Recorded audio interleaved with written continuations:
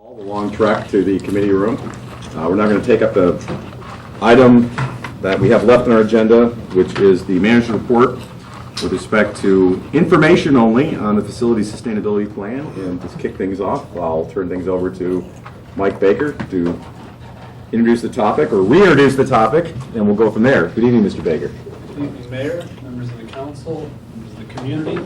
I have a few introductory comments. There was a staff report prepared for this item, so I won't go over much of the material that was in that staff report. I'd like to set the stage for the discussion. What we're looking for this evening is to obtain village council input direction on the facilities project and plan so that we can, for one reason, prepare a 2018 budget, but also take the direction and implement whatever direction we receive related to the facilities plan. Some updated information, again, appears summarized on the whiteboard along with in the report.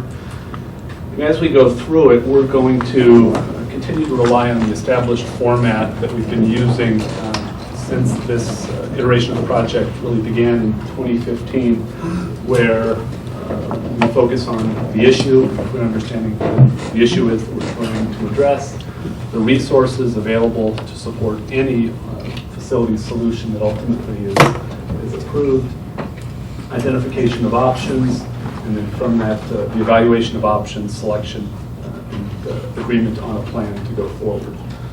So you can see that information is presented here to show a little bit of historical perspective, issues, resources, options. I won't go through this in great detail, but only would like to emphasize that the issue that we're dealing with really has not changed as we've been talking about this project, that we have long-term and well-documented maintenance needs in the police station and village hall facilities, also operational deficiencies in both of those buildings, and a police station that is undersized for the police operations that it's required to perform.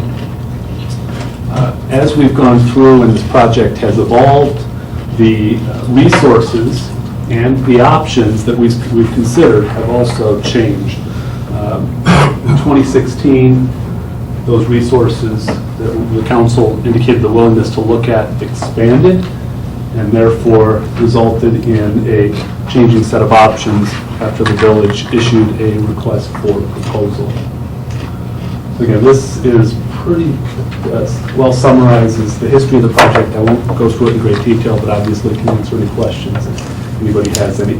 What I will spend a little bit of time on is if there is no plan adopted by the council, staff felt compelled to put forward sort of a recommended course of action that we see taking the necessary steps to ensure that we have facilities that can continue to serve the operational needs of the village.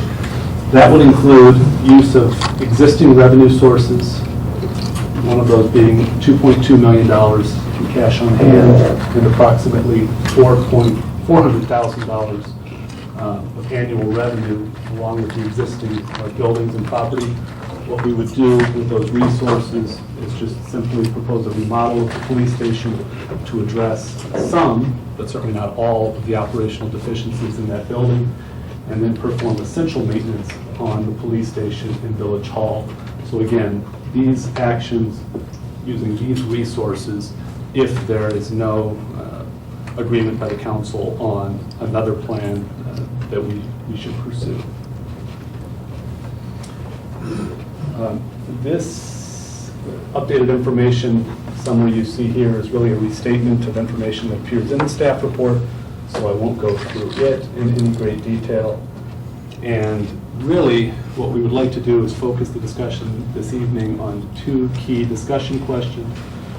Which resources are you willing to pledge to the facility sustainability plan? That question really first and foremost, followed by, based on preferences for resources, which options should be considered. Given some of the new information that we have listed up here, we think it's important to really sort of have this conversation and restatement of the commitment around resources that will then allow us to determine which options either listed here or otherwise are viable based on the resources the council has expressed a willingness to pledge.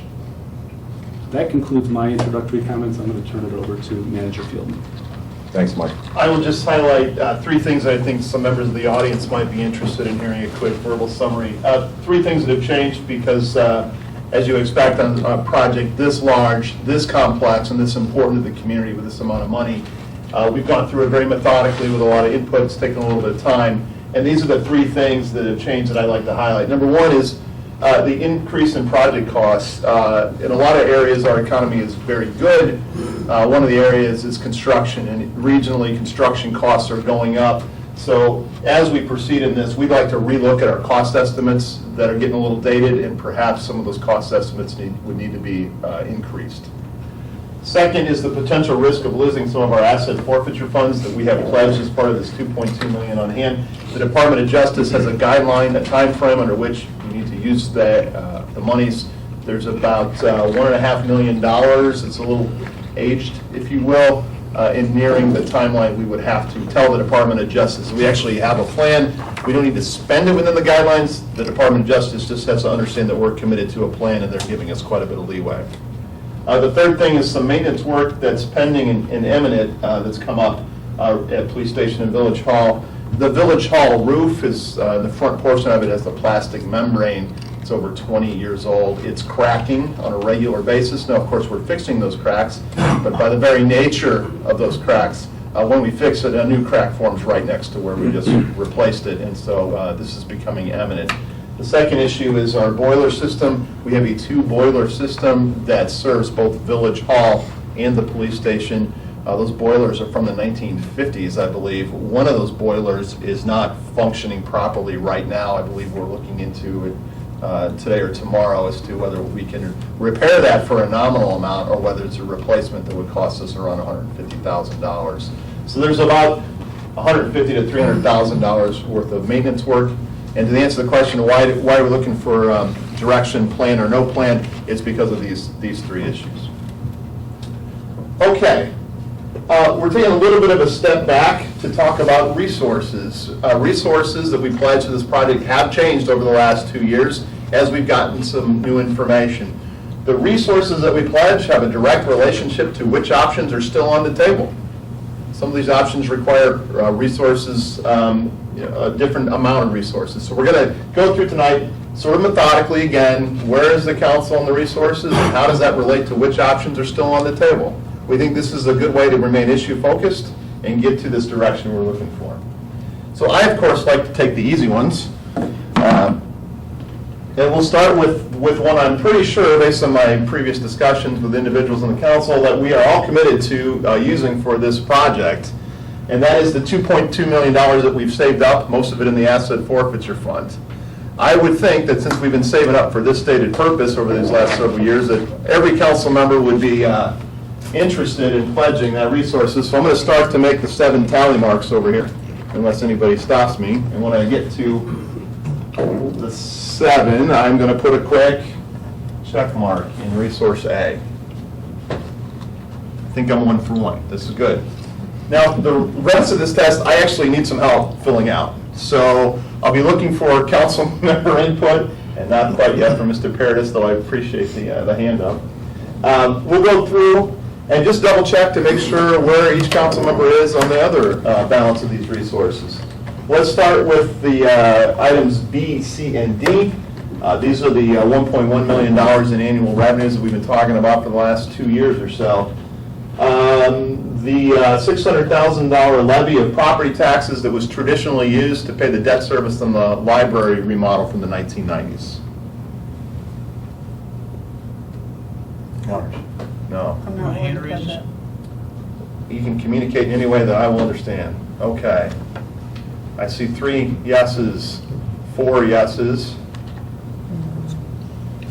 4.5 yeses. So I'm going to go ahead and put a check mark. No no's? So I'll just count the yeses. 1, 2, 3, 4, and I thought I saw half. I saw 3, 2.5 no's, right? March was a no. Commissioner Waldeck was no. Bill Waldeck. Anybody else care to weigh in on that? Okay? So I'm going to go ahead and put a check mark. Check mark represents a majority of the council willing to consider. Doesn't obligate us to you, they're willing to consider. So 4.5-ish then. We'll move on to the next one, part of the $1.1 million package, the $200,000 in local gasoline tax that was traditionally used to pay off the debt for the widening and improvements of Fairview Avenue. Hands are going up. 1, 2, 3, 4, 5, 6. 6. Going once, going twice. 2, 4, 5, 6. So we'll put a check mark there. The next one is the $300,000 monies that are in the capital fund from a variety of revenue sources that we've traditionally used to construct new sidewalks when we were in the business of proactively building sidewalks. Now we still might build sidewalks, it's just based on a neighborhood petition process. So the $300,000 traditionally for the sidewalk matrix, if you will. Willing to give you half of that. Give you half of that. Right, so who's in for the full amount? 1, 2, 3, 4, 5. And Commissioner Earl talked about half of it. I believe that's driven from this option that Mike explained earlier, was the relationship to this $400,000. I think that'll become more clear as we move over to the right side of the board, right? So I'll circle, I'll just put a little note right there as a reminder of that. Okay. These we've been talking about quite a bit for the last couple of years. And then in the last couple of months, there was this idea of would we be willing to pledge additional revenue beyond that, especially if it achieved not only our facilities goals, but other goals as well in the comprehensive plan and sort of the options that we've been considering over the last couple of months. So I know it's a little bit open-ended because for all of us, that's a value-based question. What do I get if I spend more than 1.1 million? But just to move the discussion forward where we could start to possibly talk about that, who would be willing to consider, just willing to consider the use of more than $1.1 million a year? Listing this 1, 2, 3, 4. 4 going once, going twice. So we'll put a check mark there. F is a reference to existing assets, and what we're talking about here is the assets on the Civic Center property, the existing police station, the existing village hall, the property upon which it sits, the parking lots that comprise this. I think this is another one where I think we've demonstrated that actually in any solution, we'll need to, even if we're just remodeling or even touching these buildings, this one gets a check mark. By definition. By definition, right? Okay, so I guess I could have filled that out myself earlier. G really speaks to a resource of how we use annual revenue sources. Are we willing to pledge a debt instrument commensurate with the amount of money in annual revenues that it would support? So if I have $2,000 a month in my home budget to buy a home, would I use a mortgage to maximize that? That's the question. So it's a general question. Is the council willing to use a debt instrument? In most cases, a bond.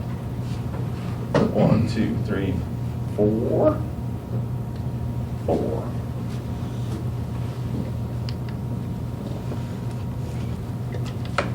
The next one speaks to some more specificity of how we go through and use assets, and it also speaks to potential partners in the private sector development community. Are we willing to sell and potentially develop a portion of our Civic Center land as a resource pledged to this project on our facilities issues?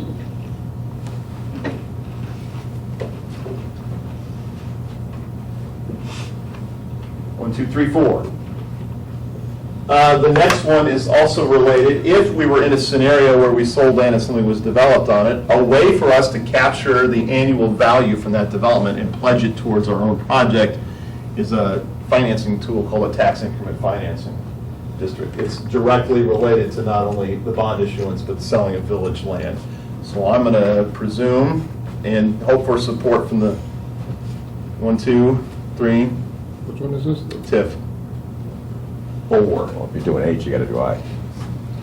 No, just get the sales price. I'm not saying it's wise, but you don't have to do both. Okay, so I'm going to put a line right here.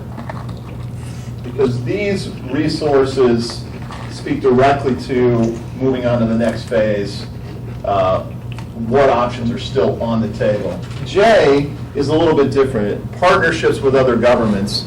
First to note, the Village of Downers Grove is driven by our long-range plan and the goals in that plan. We are always looking for partnerships with other governments, especially overlapping governments.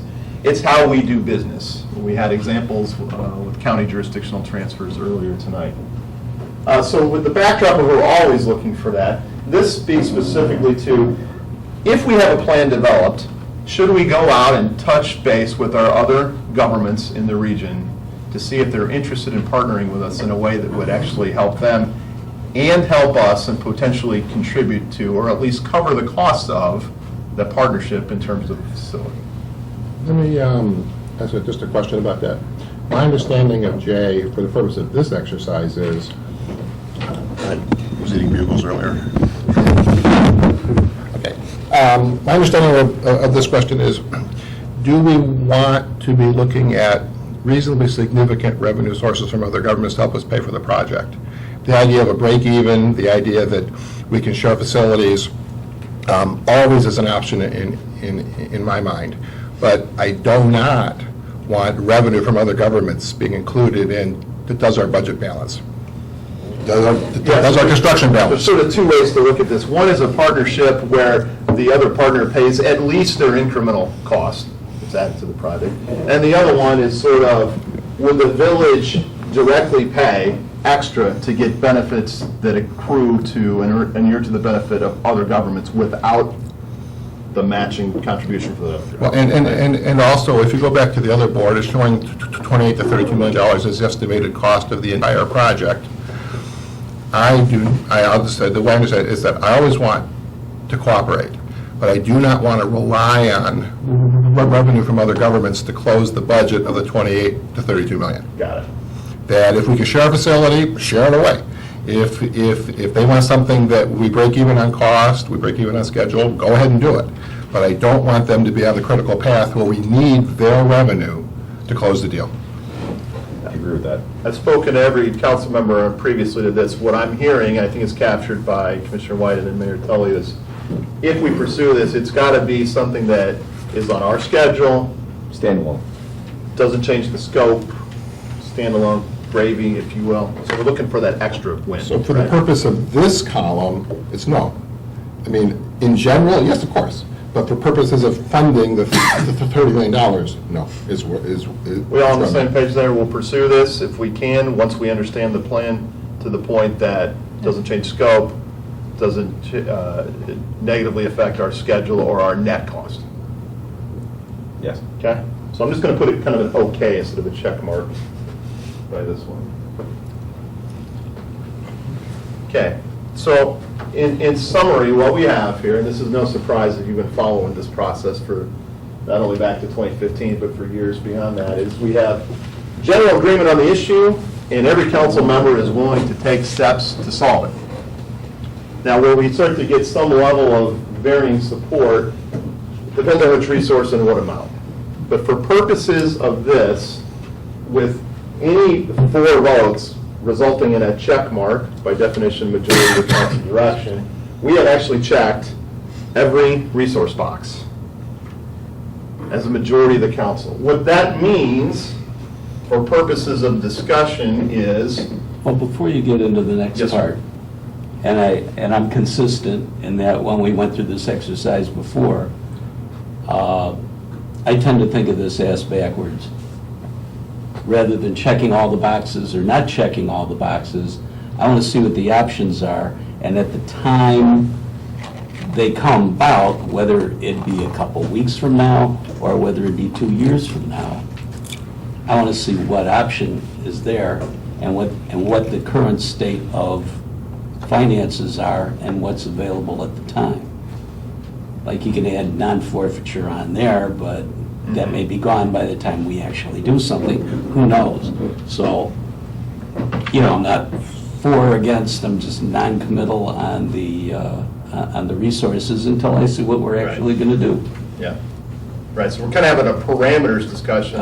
You know. I take Commissioner Waldeck as this is all well and good, but at the end of the day, we got to make sure that we understand the cost benefits, financial and otherwise, of an actual option before we vote on it.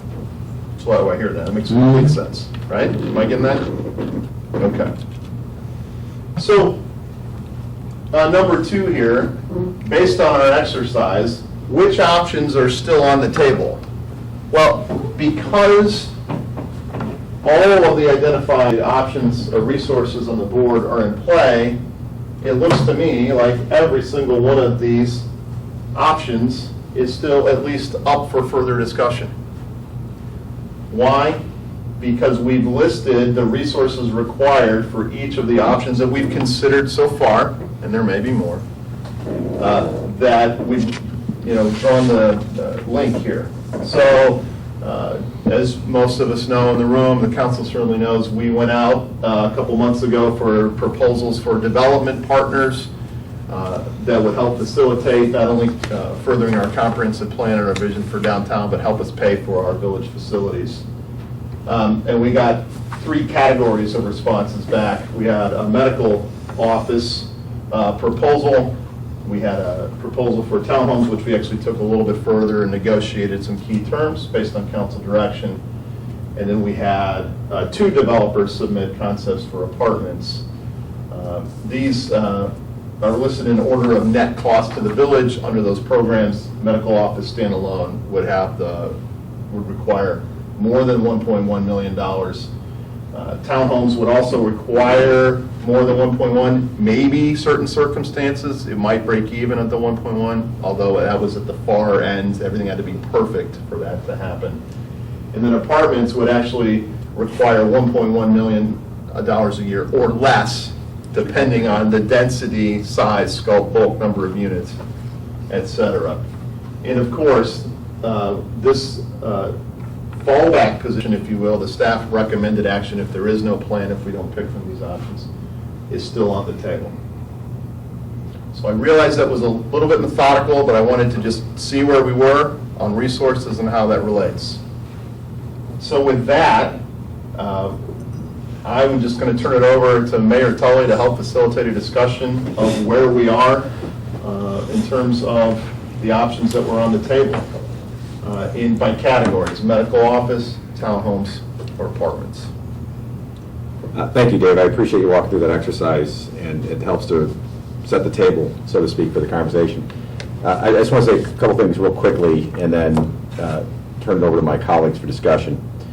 Number one, I think that those who were keeping score at home will recall that about a month ago, there was a motion made to proceed with one of these proposals, and it failed for lack of a second. And then we didn't have any discussion about it because a motion without a second doesn't warrant any discussion. So there was no discussion and we moved on. And for the last 4 weeks or so, there's been no discussion publicly about what the heck happened or why or where things stand. And for that, I apologize. And what we'd like to do is in some respect, answer that question. And it's very simply put that about a month ago on that date, there simply was no consensus among the 7 people sitting around this table right now about doing anything or any one direction. And so that's why nothing happened, because there just wasn't a consensus. So why are we talking about it now? As you heard next door, some of my colleagues, I think, have suggested, and for perfectly logical reasons, that maybe we shouldn't be talking about this now, but we shouldn't talk about this for any particular point in time. Why are we talking about it now? At least in my mind, there have been some issues that have been identified that have caused some pressures that we need to make some sort of decision in the short term. Now, has anything changed with the nature of these proposals? Absolutely not. Have external things changed? Yes. Yes, they have. And I think that has had some impact on myself and others. And I, just in my opinion, I do think we need to talk about this for 2 principal reasons. Number one, because we left the whole community sort of hanging as to what the heck happened and why and what's next. And number 2, we do have these pressures coming up that will either eliminate or impact in a not positive way some of the options that we had considered.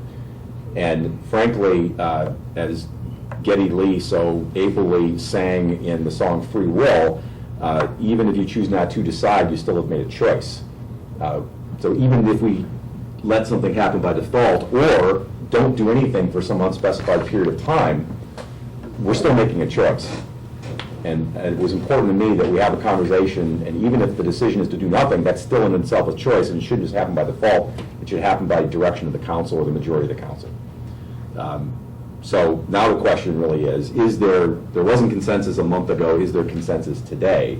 Understanding that some things externally have changed, and at least in my mind, there is a window to either act or to decide not to act, which in and of itself is a choice. So, based on that, and thank you, Mayor Tully, very helpful. I actually want to start with this townhome option because it's the one that got sort of furthest in the progress to date. So I'm looking for a council commentary on the concept of partnering with the townhome developer as submitted, generally consistent with what was previously negotiated. Anyway. I'll leave off on that since I made the motion that wasn't seconded. The last time that we had a public discussion of this topic was April 18th, 2 weeks before May 2nd. On that date, 4 council members voted to seek a redevelopment agreement, key terms redevelopment agreement. Quite frankly, between April 18th, not May 2nd, April 18th and today, nothing has changed regarding my belief that that's the best proposal for us to move forward on. I've come to really appreciate the concept plan that was attached.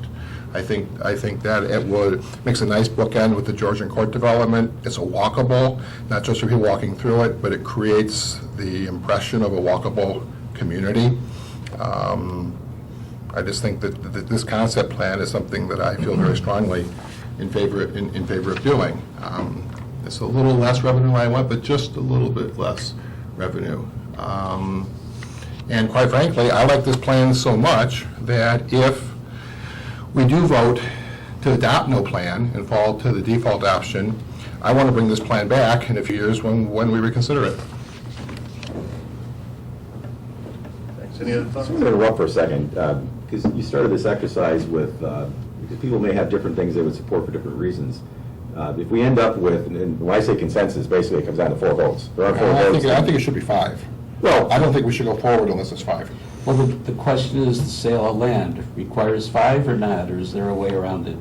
You need 5. The vacation of land requires a supermajority.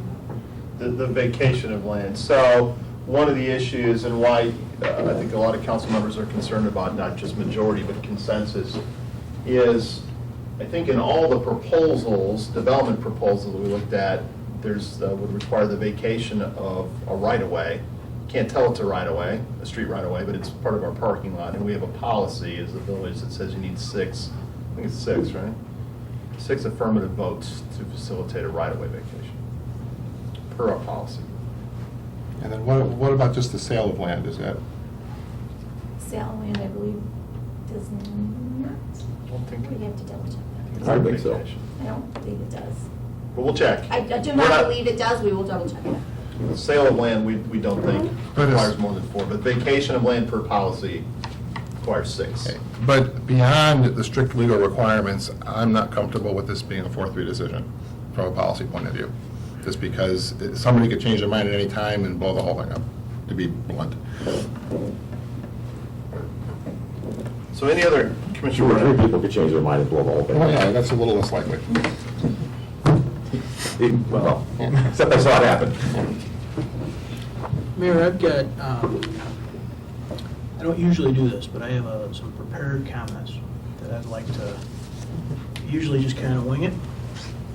It has mixed results, obviously. But this is important, and we've been on it for a while, some of us longer than others.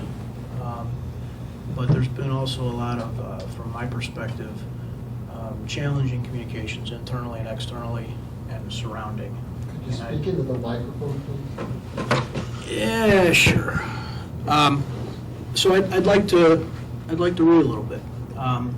It touches on the answers to these questions. But what I want to do is I want to make some things super clear, crystal clear to everybody, all my colleagues, because I don't think that's always the case. And there's assumptions that are made that are inaccurate. and it works against us. I voted on the 18th to move forward with that, and then of course I didn't again, right? So why is that? And I think those are things that people rightly have questions about, but I want to answer them in a cohesive, with everybody, consistent manner, Mark. So if you give me a few minutes. It's a little out of character because I don't Bob, like doing this. Could you pull that microphone even Yeah, closer? Because sorry. I can see out of the corner of my eye. People struggling. Okay. And I'll try and just speak up a little bit, so bear with me.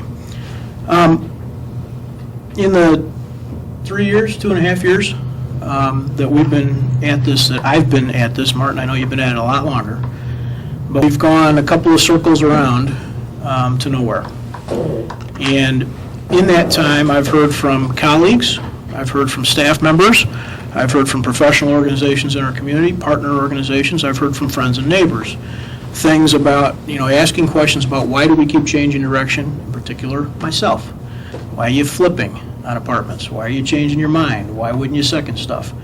And so I'm going to answer all that, because now we're going to know. And it'll be right, it'll be wrong, you'll agree with it, you'll disagree with it, whatever, but it won't be left for anybody to presume, speculate, wonder anymore. Backroom politics don't lead to progress. We've seen that in Springfield. We're talking about it now, as the mayor said, because it's a problem. Springfield is a problem. But it leads to indecision and stalemates, and that's exactly what we've got here. We've got indecision and stalemates, at least from my perspective, for 4+ years, Martin for yours for 15, something like that.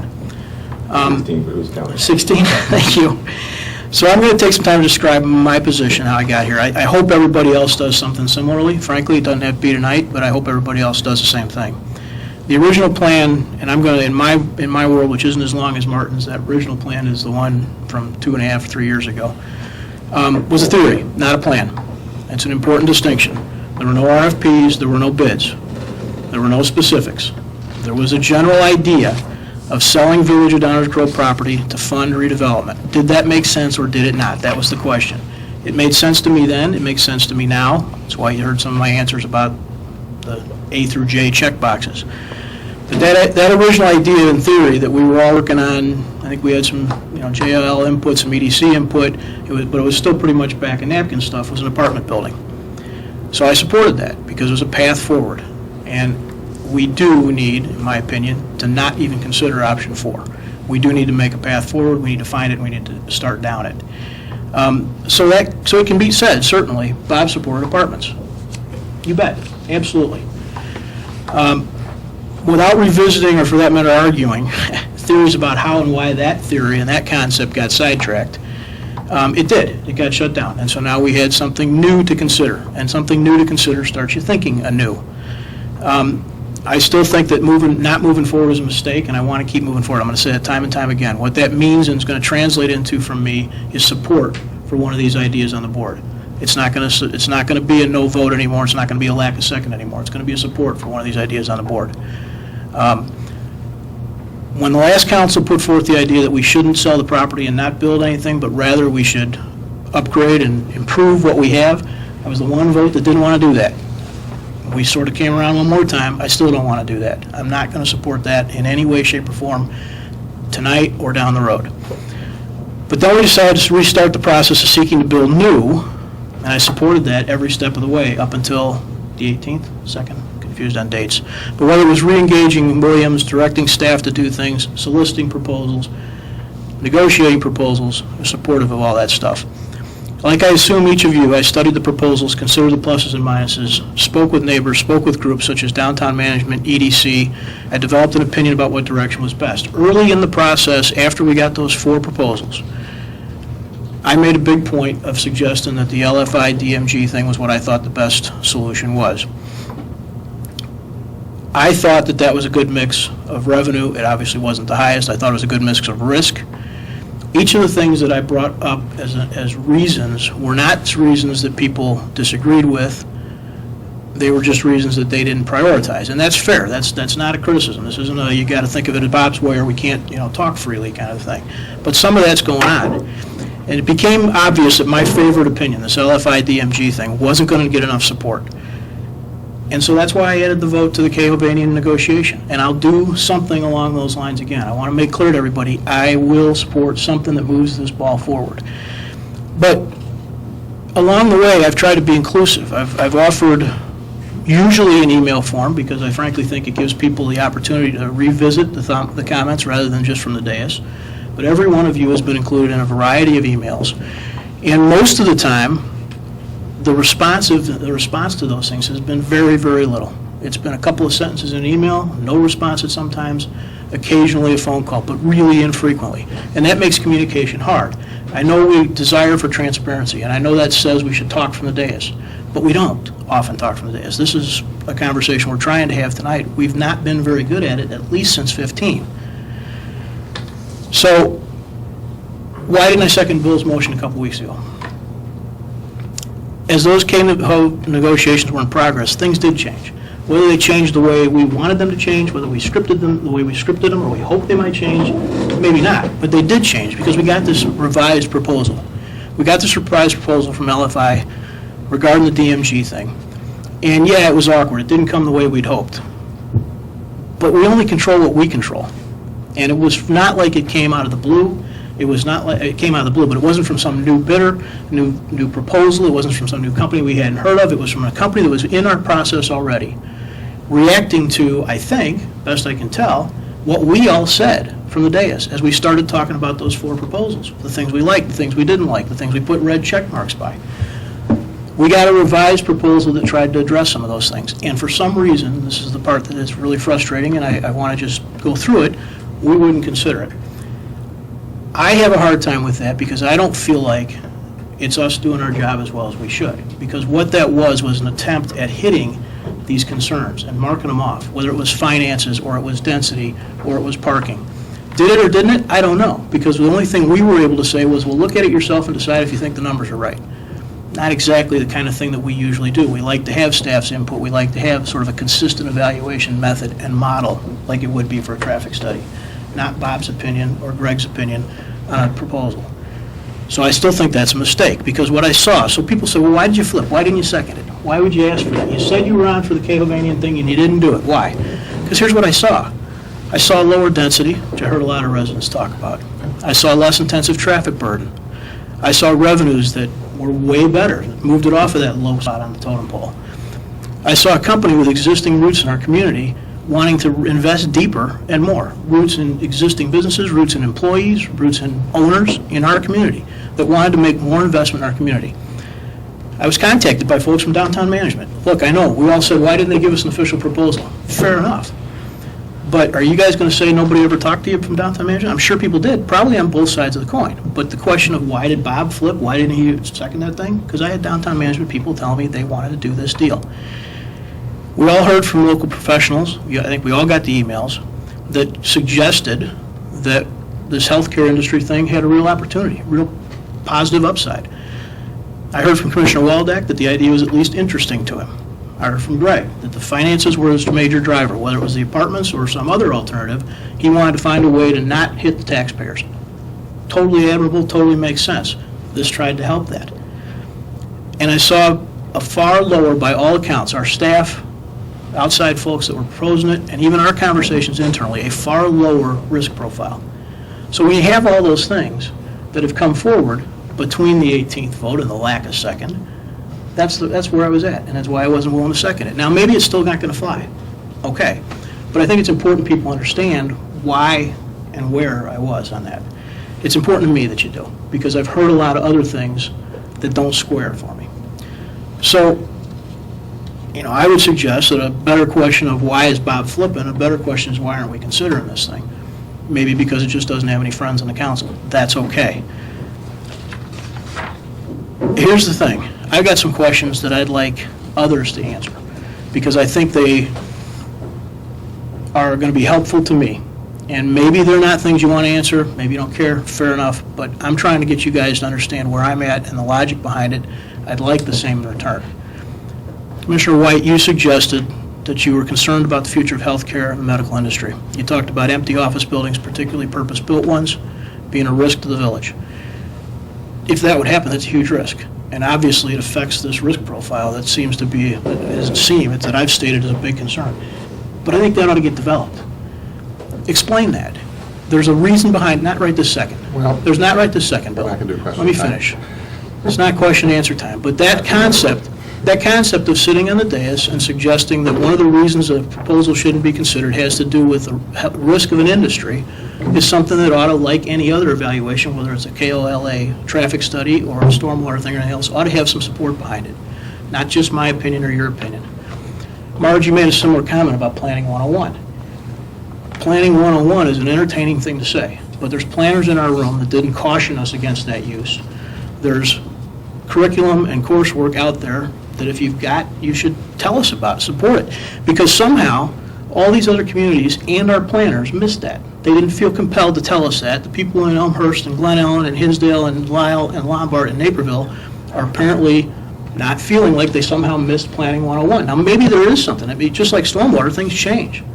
Clean Water Act, the rules are all changed. But we ought to get the benefit of that, other than just a comment that says Planning 101 shouldn't put a facility like that downtown.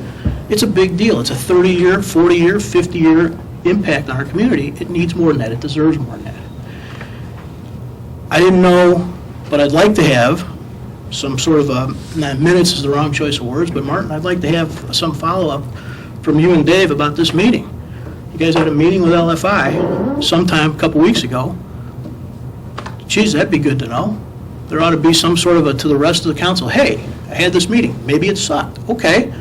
But there ought to be some sort of recount of, we got together, we had this conversation, here's why we had it, here's how it got together, here's what came out of it. It's not here. I don't know where it is, maybe I didn't get it, but we should have it. So, I don't think we're communicating, and I think there's evidence of that. I think we're winging it a little bit, and that bothers me, and it's why I'm bringing all this stuff up. There's another subject that I got to get just off my chest. I've heard now from 3 different sources, one of my colleagues, someone on staff, and someone in one of these professional groups we work with, that there are colleagues of mine up here that suspect Bob's interest in LFI has to do with his opportunity personally to benefit from selling them product. I don't know who that is, but figure it out and do one of 2 things. Come ask me about it, let's talk about it, or get Enza involved, because it's a big problem. It's not the kind of thing that rightly should just float around out there as a speculation or a question. That's not fair to the process. It's also not fair to the community, because if that's happening, somebody's got to straighten me out. It's not. I'm happy to say that. But it can't be part of the conversations that we're all having with each other one-on-one or 2-on-1 in the background via emails or phone calls that doesn't ever get surfaced at this level. It's a big deal. It's either happening or it's not, and if it is, it's a real problem. And it would bring to question everybody here. Everybody here's got some opportunities, whether they've talked to people offline at the various, who gave us the proposals, whether the mayor sat down and had a meeting, I don't know. But these things should be talked about here with this group openly, and I'm happy to do that at any time. So, that was more than anybody wanted to hear, I realize that. And it wasn't the most fun, it's not the way I like to have conversations. But I'd like everybody to take that level, if they can, of clarity and openness, and transparency, and apply it to these conversations.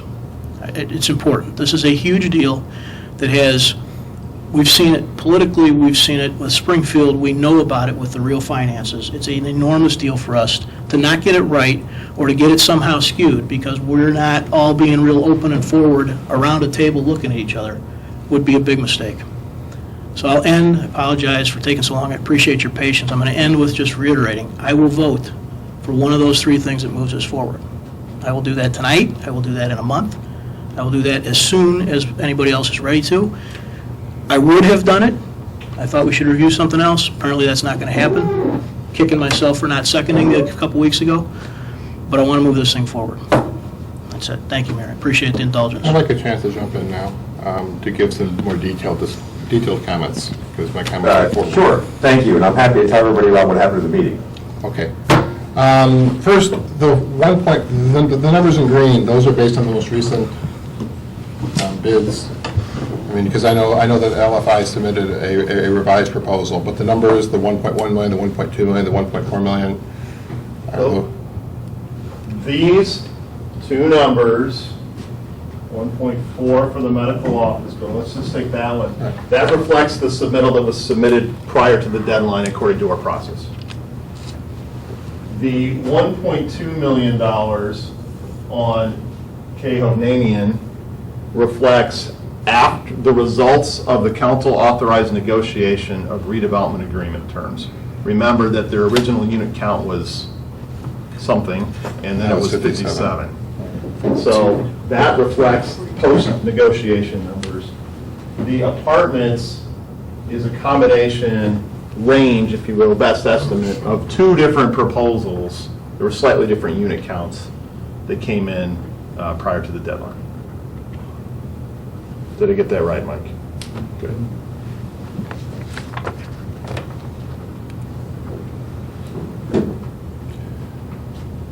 Well, between April 18th and today, it remains true that my number one reason for supporting the townhomes are the long-term impact and the character of downtown. That is simply the number one reason. And I think that this concept plan is the plan that best fits with all the thinking that went into the comprehensive plan and all the thinking that I anticipate going into our downtown zoning. And else. This is just the character that I want to see in our downtown. It's as simple as that. And if that number doesn't include that, I thought that it did. If it doesn't, then we're all pretty much tied in terms of money. So it's really, I think the risk of the townhomes is being wildly overstated. I just don't believe it's there. Even if we're guaranteed that the United States will spend twice the rest of the world per capita on health care, something that can be sustainable for 25 years, even if I'm wrong about that, and I admit I was wrong about that, it won't change my mind that that's the character of downtown. It was a flippant comment, basically more on the fact that I don't believe it's sustainable, that we can spend twice as much per capita as the rest of the world and sustain that for the next 25 years. Something's going to get cut, and somebody's going out of business. When? I don't know. But the idea that we can spend more than the rest of the world in healthcare forever is simply not true. But that's not a critical point, because it comes back to the point that the townhomes best fit what I believe the future character of downtown should be. And the numbers apparently, in the end of the day, are pretty much the same. I want to talk, though, is that there's some additional risk factors, because there's increased expense of not going forward, but if Springfield doesn't get budget, we might not get the gasoline tax, because it was withheld before. We didn't get the gasoline tax. They might pass a property tax freeze. I mean, there's a lot of stuff that, that right now things in Springfield are pretty, I think that risk goes both ways. There's risk of not acting, the risk of acting. And I'm back where I was. I will support moving forward with the townhomes. Just a clarification, that is not an IDOT-driven gasoline. That's a different one. Okay, So good. locally- Good. locally administered. That's good news. That's ours, you can blame that one on me. That was good news. That's good news, thank you. Bob, I'm just going to take a little bit of a risk here. Appreciate your candid comments about Bill and the I. three. Yep. I'm looking for a place to put a tally if we're going there. So I'll put you on the spot, but maybe we can come back to that later. My preference is pretty well known, Dave, but I'll support those things up on the board. I won't support item 4. I'll support Okay. the others. I'll figure out how to represent that. Thank you. Out left field, let's say out left field, is that what you're saying? That's okay. I think we'll be able to piece it together here The shortly. shoe fits, Bob. I mean, really? Maybe so. Thank you, Mayor. Great. I'm happy to answer Bob's question, but go Oh, ahead. no, I didn't mean to necessarily cut anything off, but I guess to borrow from Monty Python and now for something completely different. I guess I disagree with Commissioner White's characterization of I don't think the risk is wildly overstated. I think, maybe perhaps it's gotten overstated to a degree on the townhomes, but I think there is still a significant amount of risk. I also disagree with the comments about the character of downtown. On Memorial Day, I took my daughter over to the parking lot adjacent to the police station to help try to get her off of training wheels. And we spent a lot of time there, and at one point she's taking a water break, and I look around, and in almost every direction you turn, there's apartment buildings. I think the increased density is good for downtown. It brings more stability to the businesses, more customers. And when you look at that site, given its proximity to the Burlington Northern Line, it screams TOD development. Not to go back to planning 101. But I think it makes a lot of sense. The finances also make a tremendous amount of sense. And I think we have a fiduciary obligation to maximize the value of our assets. And the way to do that, in order to mitigate the risk that was mentioned about gasoline tax or Springfield uncertainty, is to get as many dollars as we can for this project from anywhere else. And that's the apartment development. I'm definitely in favor of that, but hold on. Well, wait, there's more. You might want to wait, yeah. Commissioner Barnett's right. We've seen an awful lot of gridlock. It's been a lot of 2 steps forward, 1 step back, running around in a circle, however you want to characterize it. And we can't keep doing this. And the biggest reason why is the third bullet under the updated information, the maintenance work on Police Station, Village Hall.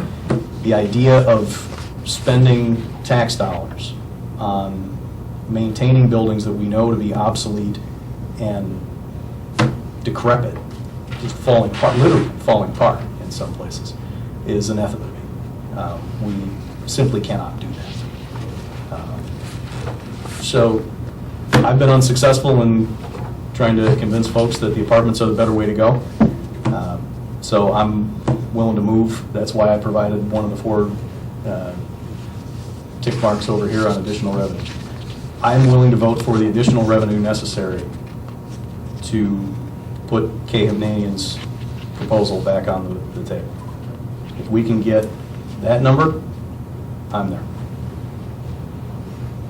On a similar note, there's a lot of community outcry against the apartments, but I don't think they would be as bad as some people think. And it is a TOD site. So again, my first choice is the townhomes. If a majority of council has a preference for the apartments over the townhomes, I could go along with that. But I think it is a TOD site and not an office building site.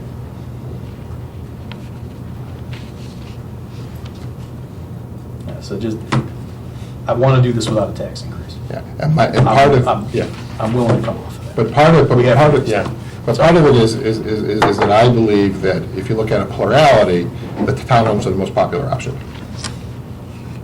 So Well, I think we're the not fact- from everybody yet. I think the so. fact that we negotiated with them demonstrates Yeah. that there was at least some desire for that. Yeah. I think the amount of community input we've received, it's this piece of the process. We're talking about facilities over the last 6 months or so. It's not exactly the largest outpouring I've seen from the community, whether it's pro or con on any of the options. We've gotten a lot more feedback on many different issues. And I still continue to believe that the biggest issue out there is property taxes. I've knocked, I don't know how many doors in this village, and the number one issue is always, don't raise my taxes. And I'll go back to the conversation that the mayor and I had with a couple of residents at Coffee with the Council, where they talked about, hey, we don't like the development downtown, but what are you going to do to help businesses downtown? And by the way, taxes are too high. We can tick 2 of those boxes, or we can tick 1 of those boxes. It's a possible triangle. Exactly. I'd rather tick 2 rather than 1, but I guess the time has come to not let the perfect be the enemy. Does anybody want to know what happened in the meetings? This has been thrown on the table. Nobody cares, and I won't waste your time with it. Quick You probably should. sentences? I can be real quick. Number one, it wasn't about the proposal. It was basically the meeting was called for by LFI, and more importantly, actually, I correct, it was really called for by DuPage Medical Group. And it was a EDC mayor and manager meeting because obviously, as a valued business within our community, I will meet with any business that asks to meet with me. And they asked to meet. It was Mr. Burke over there in the corner, along with the principal from DuPage Medical Group. And one of the issues was they were not feeling very loved as a member of the community based on what had happened, and the big question mark that was left as to what happened. And it was more of a meeting to explain, no, of course, and reassure them you're a very valued member of this community, you're an important business in town, just like I would with any business in town. And Mr. Casa was there from the Downers Grove Economic Development Corporation, and we were basically conveying that message that they remained a valued member of the community, and that and to change the misperception that some of the statements that were made by certain people during the discussions of this process were not necessarily the views of everybody in the council, nor were they taken as gospel. That different people had different views for doing what they did. Some expressed them, some didn't. But that's because some people were more articulate, verbose than others. That doesn't necessarily mean that everybody had this view of the world that way. And also a basic understanding the reason why we were going the path we did was because that's where you had 4 people. Can't go anywhere without 4 people, and without 4, nothing happens. And then there was just a comment about that from our perspective, the multiple additional submissions complicated things rather than making it easier for the group to reach some sort of resolution. That was the sum of it. And the reason why I don't think they're going to be reported out about it, although probably could have reported out that it was not a discussion about anybody's proposal, the details, or anything else, probably would have been appropriate. But it was more of a courtesy meeting at the request of the valued business within our community. That's really what it was. No different than if Advocate Good Samaritan Hospital had asked, or NUCO, or I could go on and on. So that's all that was. Thank you. Sure. Can I go next? Of course. Thank you. I just want to talk a little bit about, I was one of the people that supported the townhomes to begin with, but did not second a few weeks ago, and I want the opportunity to explain myself and why I did not second that, and what has changed in my mind since then.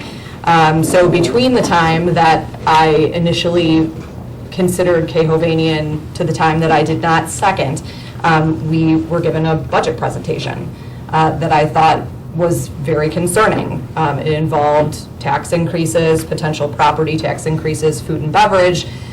The whole thing just was very bleak. And so then I had to sit and really think about where I thought, I guess, the best thing for the village to do, where that would be. And I've gone back and forth in my mind 100 times. To the police officers, I mean, my father was a police officer for 30 years. He said to me, "What are you doing about their facilities?" when he was here last. So that job and what you guys deserve is absolutely everything in order to be successful. So I don't want to seem like I am anti-progress or that I don't believe that you deserve these things, because you do. You put your life on the line every day. And my dad's a retired police officer. I have 2 cousins currently serving in other communities in the Chicagoland area. You deserve a great place where you can work. I just at this point, due to what I've heard from the budget, just don't feel like I can continue moving down this road. I absolutely agree that we need to use asset forfeiture funds in order to make these changes. I would like to see what happens as some of these things with the budget shake out. I've really tried to be open-minded and try to see both sides, and I totally understand where everyone else is coming from. I've grappled very internally with this because I see both sides. But deep down in my gut, I don't know that I would be able to sleep at night saying that I supported any of these 3 options other than to use asset forfeiture funds to fix. Now, do I think that we should never relook at this again? No, and I'm hoping that we can revisit it sooner rather than later, because I know that this has been kicked down the road. And I understand that there's always a reason not to do something. I got that concept, but again, I'm just going with my gut and saying that I'd like to see how some of these budget issues shake out before moving forward. Thank you. Mhm. I can go next. First of all, Bob, to touch on a point that you mentioned, Planning 101, it's not that Planning 101 dictates anything magical about an office building downtown, but it's this exact walk-to-train location where we are on top of the train station that makes this property so valuable and a giant asset to anyone who lives here and is going to commute. And that's why you have what's called transit-oriented development, TOD sites. That is what I meant by Planning 101. And maybe there was not enough about it in the comprehensive plan, but that's always been something we've talked about. And on top of it, LFI and DuPage Medical, it's not that I don't like them, and if they need to move forward, there are other sites downtown right now that could go in, buy and develop by right within a stone's throw of the site.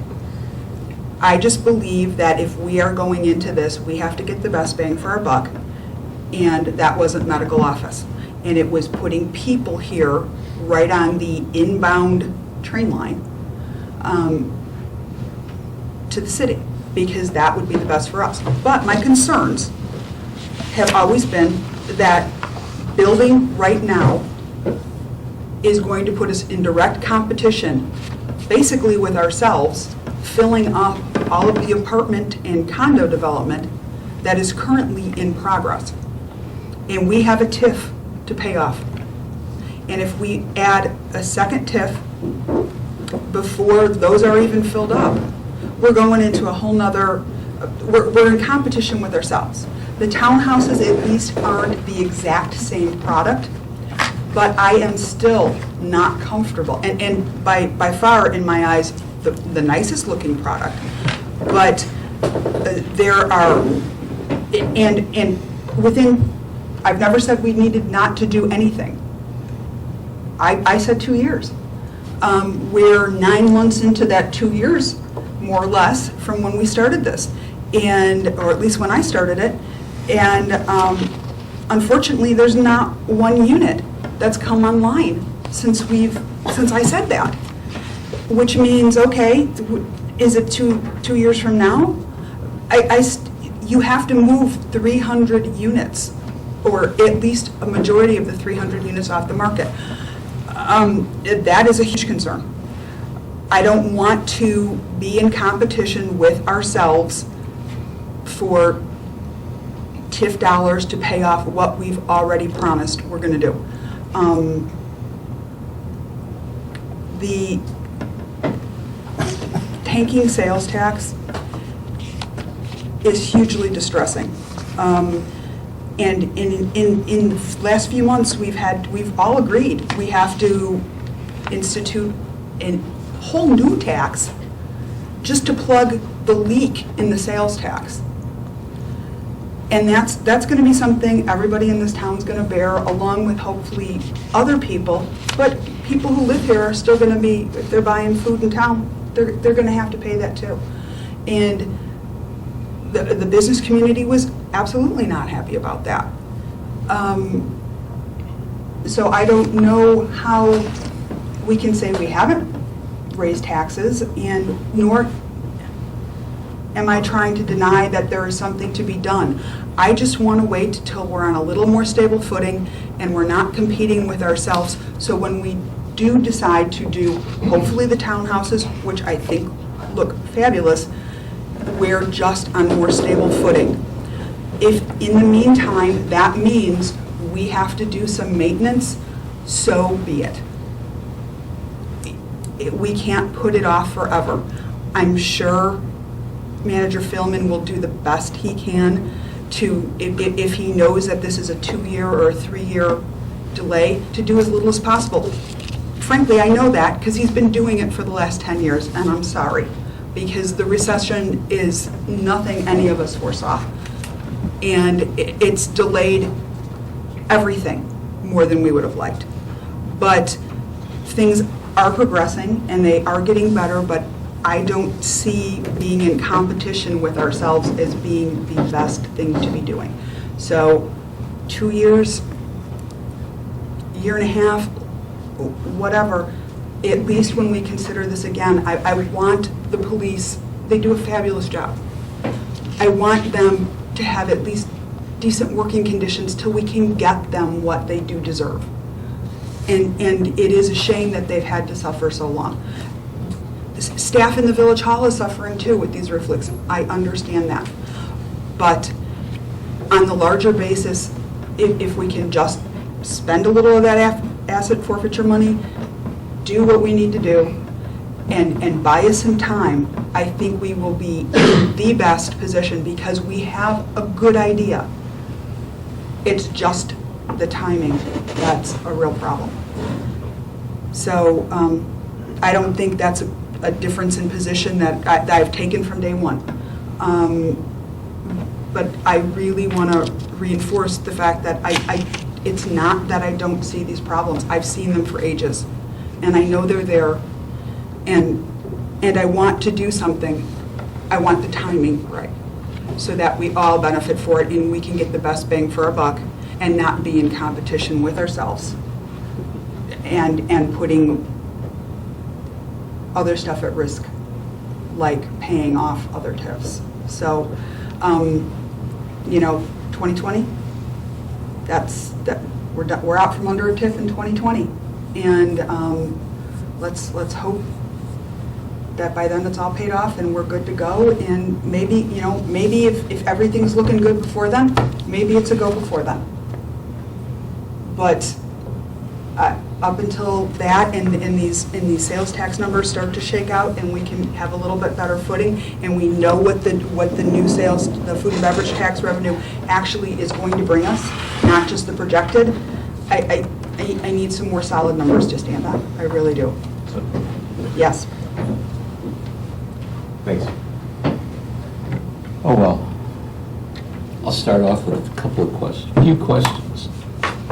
See if I can read them, get this thing going here. Actually, in actuality, how long was this property for sale? How long was it on the market before we closed up the RFP? So we did 2 RFPs. We did an informal one through the EDC that was open for, right before October to Christmas, right? So 50-ish days, 50 to 60 days. And then we did the formal RFP, which was open for 45 to 50, released in early November, due in 50, 60-ish, 45 to 60, somewhere around there. So we're talking, what, 3-4 months total? Yes, sir. And it really wasn't, it's not like selling your house. And I think we had this basically on the market and publicized less than the average person puts on when they put their house on the market. And we have a valuable piece of property here. And you can't expect it to move and get the best options in a short period of time. And that was a pretty short period of time. And so, and whatever goes here is going to be a big project. So we're trying to push this, take a look at these bids in less time than a person tries to sell their house, which gives me pause. I think we should have done longer.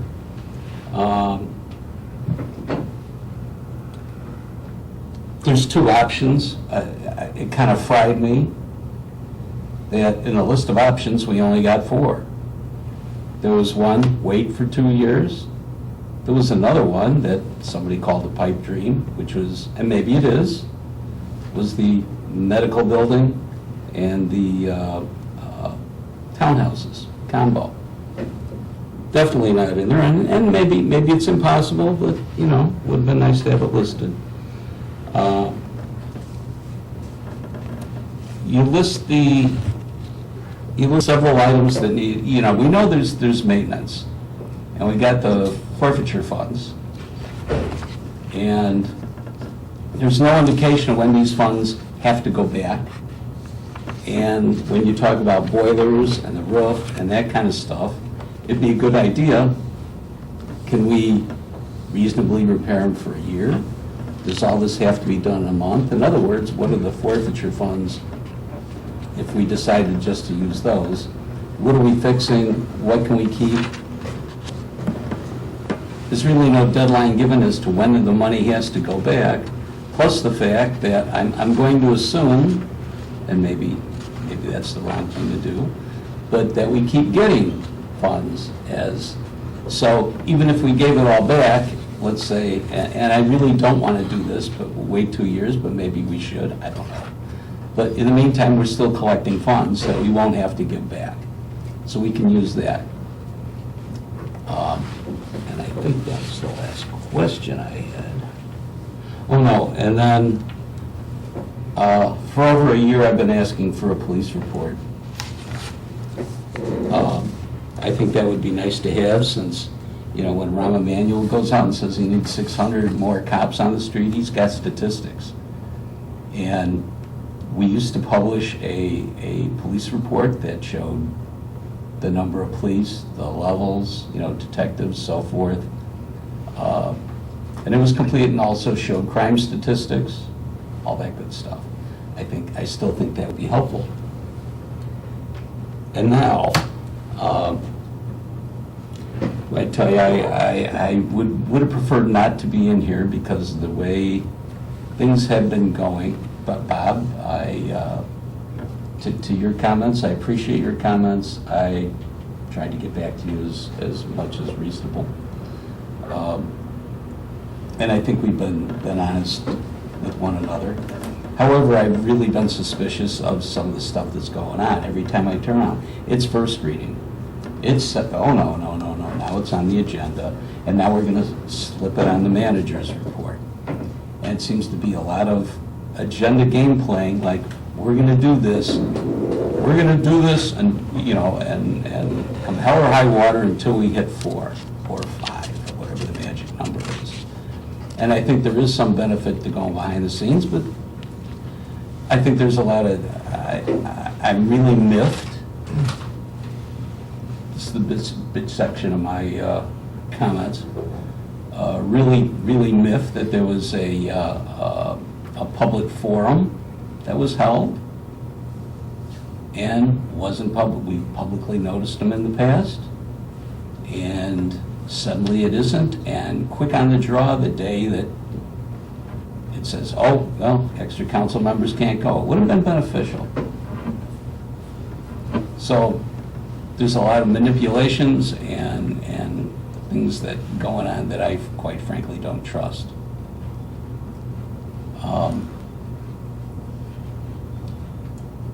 We got these 4 options. I was originally with the medical office building.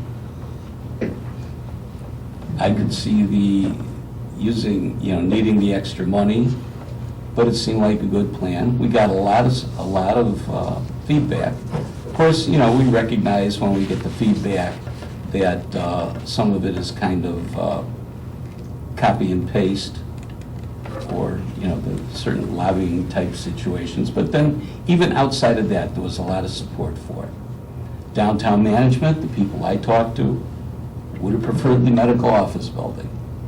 And then I think even then, some of them changed their minds, because if something would have happened to the building, it just wouldn't be another office building. You couldn't just, they're gone, there's another, you know, we'll convert it to another office.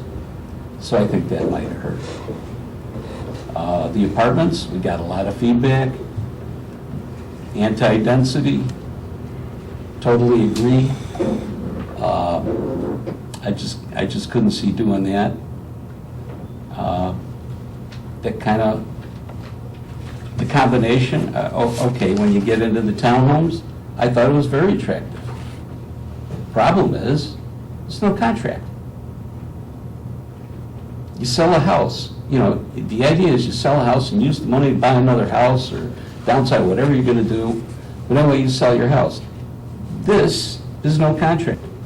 This is, you get to buy the first floor, and then if we want, we might buy the second floor, and if we do, we might buy it one room at a time. I've been criticized for saying, if they don't do phase two, it can be a financial disaster. Well, that wasn't my words. It was another commissioner's words. It'll be a financial disaster, and I see that. There's no promise to build a phase two. If there was, and in that delay, if they would have, if there was a guarantee, it'd be fine. But there is no guarantee. There is no promise. And they dump it on us, and all the numbers that are given are phony. They just drop on the floor. They don't count anymore. And the idea of numbers, boy, I tell you, we got a budget. People put numbers together, and within 3-4 months, they're out the window. Those numbers just don't. Our budget is critical. And so we're going to tell people, congratulations, Village of Downers Grove residents, you're going to get a tax increase for pensions. You're going to get a tax increase for operations. We're doing probably doing a food and beverage tax. And none of this has to do with facilities. None of this increases facilities. All of this is just to resolve current problems. And you know what's going to happen if we don't resolve this. We're going to wind up with automobile stickers. We're going to wind up with bag taxes. And we're going to wind up with, what's the other, the sugary drinks, which would be a disaster for me. I'd definitely want a sugary drink. We're hurting. Everything, I've been accused of hyperbole. I've had more I got more hyperbole in here. I'm the king of hyperbole. Hyperbole is exaggeration, but all the things I exaggerated about seem to be coming to pass, except the national economy. I don't know what's, I don't know. It's not great. So you really can't count on that. The state is already waiting, stealing our, well, not stealing, okay, tough word. They're taking our income tax portion. The Senate has, I thought I heard 4, but I guess it is a 2-year property tax freeze. Okay, yeah, they don't get along there, and maybe it'll never come to pass, but I'm surprised they're just not talking about the actual House actually passed it. Who knows what else they're going to do? The state's a mess. Our sales tax, like I says, is a disaster. We need to fix that. And so, we had this $52 million. Okay, it isn't a plan, but it probably would have gone forward. But the people realized that that was way too much. They didn't want that, and so we're trying to do a better job. Thank God we didn't do that, and I don't think we need to be desperate now. And we're acting like a bunch of desperate people. We had this thing out, and it's been out there a few months. We got to act like these are our only choices, and they aren't our only choices. And I may not want to wait 2 years. Maybe we should. Maybe we shouldn't. I can understand that. I want to take care of our budget problems, and I can't see why we can't keep the for sale sign out there. We don't have to go through another RFP process. The door is open. How do we get rid of that building for what was it, $10,000? Did we do an RFP and beg people that, well, maybe at one point we did, but we didn't have anybody banging on our doors. We actually did. They did? An RFP? We did pretty much beg people to do it. Yeah, we begged. I mean, we could basically do the same thing now. Wait for a while. we could do the same thing. You just open it up, let everybody know that we got this land for sale, and we're looking for proposals. And we could even add preferably townhomes, but not this staged thing where there's no promise to build. I don't want to fight with pensions and all that other stuff that we have to cover, and at the same time find out that we're going to get another huge bill because we couldn't do phase 2. And I know some people are very positive about, oh yeah, well, when it gets dumped and, if it fails, we'll just take it back and we'll be able to sell it. Well, if they aren't going to do phase 2, it's because something's wrong. They aren't selling, or the economy's shot. They're not going to give it back to us in the best of situations. And plus, if we try to resell it or redevelop it on our own, we got a smaller palette to work with, so we're not going to get as much, and it's going to be infill. And as far as the contract goes, I mean, Bill, you were afraid of the future of the medical business. Actually, you're more likely to have doctors and medical facilities remain open than you will townhome developers that, how long did it take for across the street, 10 years or something? You're more likely to have that fail. Get a solid contract. I'm open to suggestions. I would hope we could find something a whole lot better. But the idea that these are our 4 choices, this is all we got, we have to pick one of these, I think is a lot of bull. I think we can do better. And we should try to do better. But in the meantime, I'm worried about our taxes and budget and all that other stuff, so. And that's I hope without hyperbole. So Commissioner Waldeck, I'm going to put your tally over off to the side as well, then is what I'm hearing, right? Well, do you want to spend the asset forfeiture money? One of the questions I had was what kind of maintenance we need. And we could use the asset forfeiture money for that. Whatever we can keep for, that's the other thing we could be keeping. Martin, you said, what, since you came? But, 10, 15 years we've been talking about needing facilities. We have a fund for replacing cars and trucks and all kinds of stuff. We should have been having this fund for a long time, and we haven't done. We don't have the savings account for it, and we should start. And if we wind up doing what Commissioner Earl suggested, waiting, we should be building that fund. And even in part of the property taxes that we raise, because we know this is going to hit property taxes some way or another, can raise them just a little bit, put the money in the fund, save now. You get 2 years of the forfeiture funds, a little savings. It's not going to solve the problem, it'll help. How's that?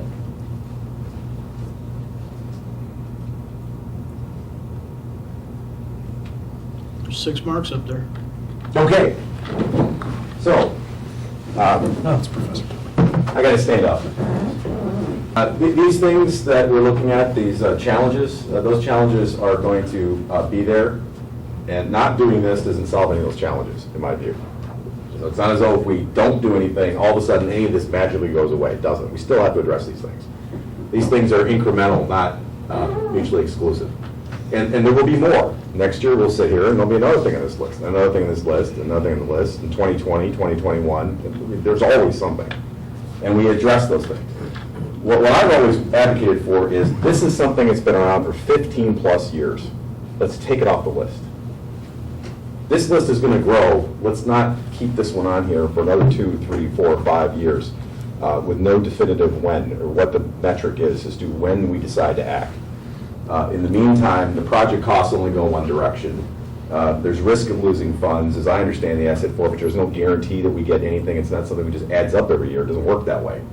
Meanwhile, we're throwing money at a building that everyone in this room agrees should be bulldozed. And that may be acceptable to some, it's not acceptable to me. It's also not acceptable to me for a plan of action to be do as little as possible. Let's be decisive, let's actually get this off the list and solve it. This will now then be behind us. Everything we do has risk. Everything. And to think otherwise, you're fooling yourself.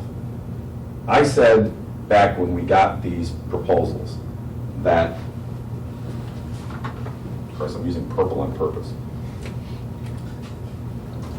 that there was a range of solutions that you could make a reasonable argument for any of those within there. But the key thing to me was they were all within a spectrum that would achieve the objective, which was solving this almost 2-decade-long facilities challenge that has not gotten better. And I've said all along that we can work within this spectrum is fine with me, but all of these things fall within the spectrum of solving the problem. And the key has always been which one of any of those in the spectrum we're actually going to move forward with. I'm willing to move forward. I think Bob said it pretty closely the way I've expressed it. I'd move forward with any of these because I've always said from day one, they all fall within the spectrum of acceptable solutions, both from a financial and a risk and a character of the community. They're all on slider scales. You can say some is better than the other, and there are trade-offs, but they all work for me. My key objective continues to be move this forward. I think it'd be a colossal mistake not to. Not a financial disaster, colossal mistake. So I have a little bit of challenge with where I put 3 tally marks. All very helpful and informative. I move mine to the town hall. I mean, this is not hard math. Can move mine there too. Check marks. I mean, We gotta get 4. I obviously have a preference, Greg has a preference, blah, blah, blah, but we're not getting 4. You basically can take Bob and mine and put one against all of them, and then however many has 4, there you go.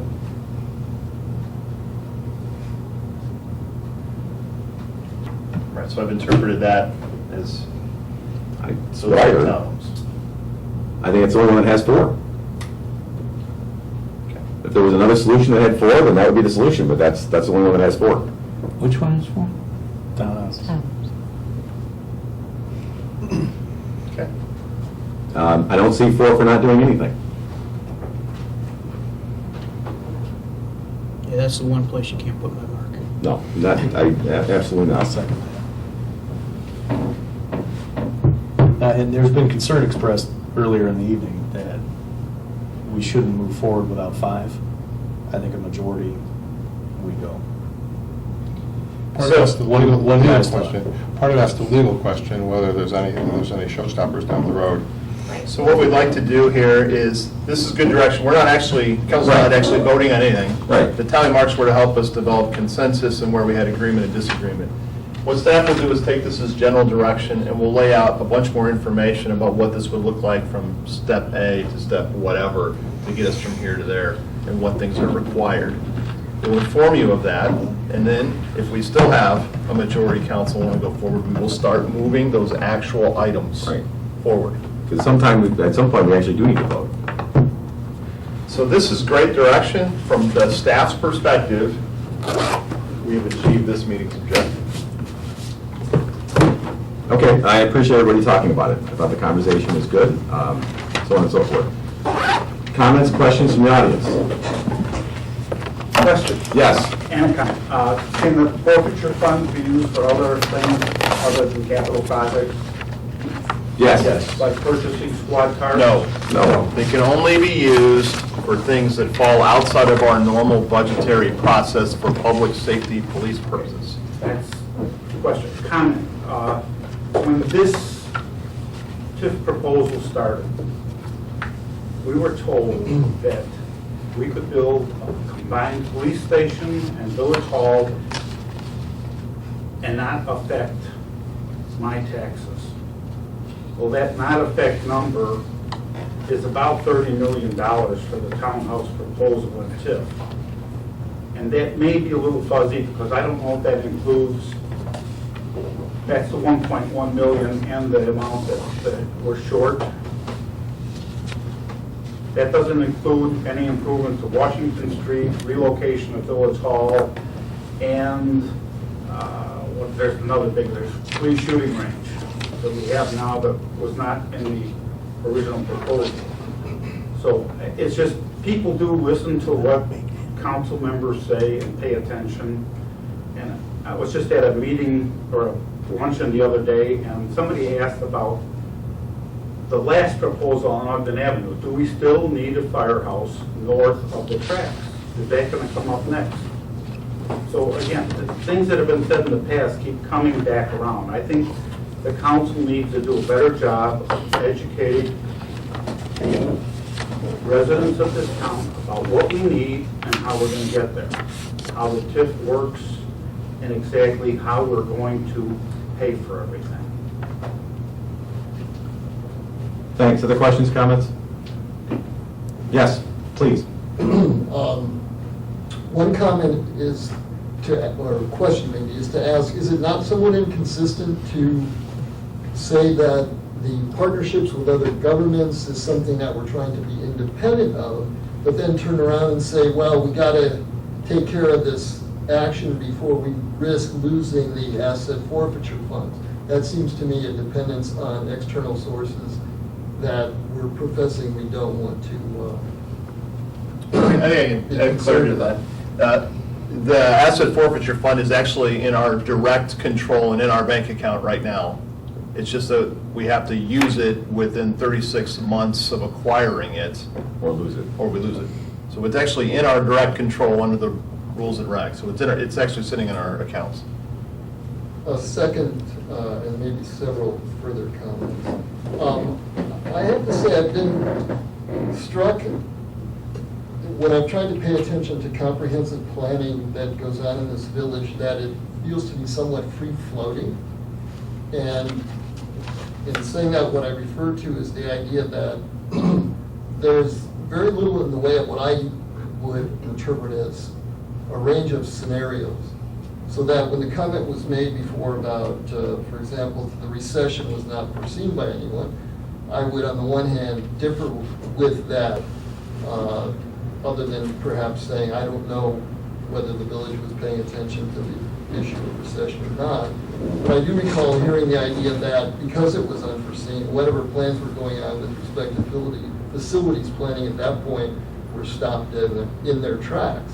And I bring that up to reinforce what I was hearing from at least 2 of the commissioners here, voicing their concern about the tremendous uncertainty, more visible with respect to the state of Illinois, less visible with respect to what's going on within the United States, as to what is going to happen should any plan be adopted here and the consequences thereof in terms of whether it will succeed or not, how risky it actually is, and so forth. So tying that point back to my initial comment about planning and scenarios, I guess what I would find helpful is if, in fact, the council envisions going forward with any proposal, that it includes some sense of what the worst-case scenario might be, what could happen that we envision would be the worst, and what would be the consequences thereof.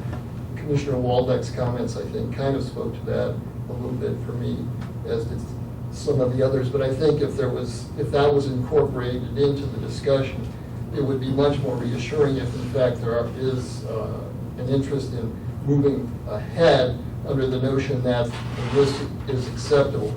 It would be, I guess I'm to be succinct, the risk would be acceptable if it was articulated more clearly what we think the risks are. And then just as a final comment, I guess to reiterate other times when I've said this, I personally would welcome people refraining from talking about the state not coming forward with the income tax when there's at the same time the problem from the state's perspective that nobody wants to pay teacher pensions and that sort of thing. And so you could have an effective swap where they would say, well, we'll give you your income tax if you assume the teacher pension funding obligations. So unless there's some dispute in my thinking, that's not an appropriate location of responsibility. I think any finger pointing of this sort, given the entire mess that exists in the state of Illinois, would be extremely helpful moving forward. Thank you. Thank you. Other questions or comments? Just a couple of thoughts real quick. This is a good discussion. I mean, it's the first time we've actually heard what the majority of the council has to say. We've heard it before from certain people, but I think it was good, and it's unfortunate that it took this long to get to this position. I'm quite surprised at the amount of distrust it seems like there is amongst their colleagues and with vendors and with people in general. I look at, you talk about people who went out of Illinois, I look at it, I'm like, do I want to move out of this town? Because there's just so much trust that people perceive that's out there.